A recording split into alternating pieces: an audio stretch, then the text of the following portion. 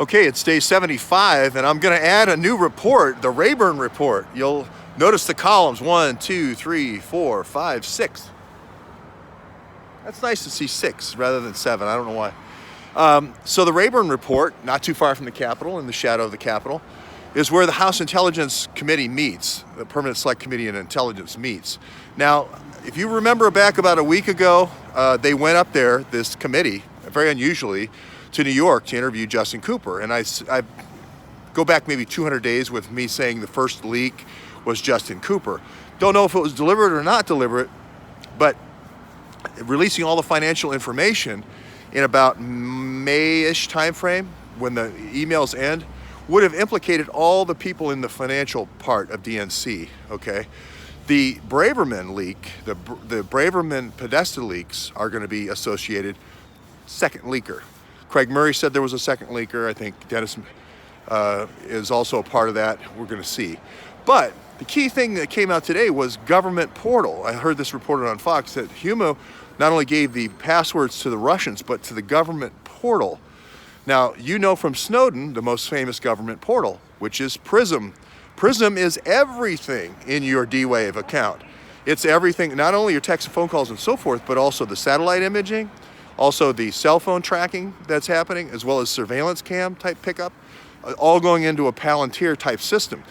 If they gave the Russians access to the Palantir system, which I think is the successor to PRISM, that's great opposition research. That's the total, sum total. I'm talking like Trey Gotti again. That's the sum total of all the intelligence. That's the sum total of all the intelligence product of the United States government, all the access.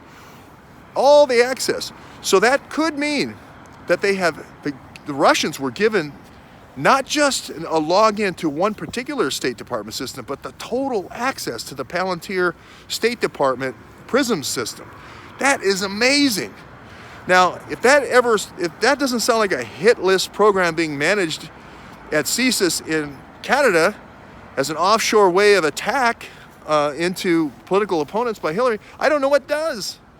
It's going to be CSIS. The servers are going to be in Toronto. They're going to be the same ones associated with our friend down there in Pakistan. It's going to be servers in Paris. It's going to be those servers in Montreal and servers in Toronto. All we have to do is just follow the metadata and follow it down to where actually those access points were. If it was in Maryland, which I think it probably was for a while, a dedicated connection over there to the Navy Yard or something like that, but I know that she would never give that up. She would never give that capability up. She would want to keep that capability through Five Eyes.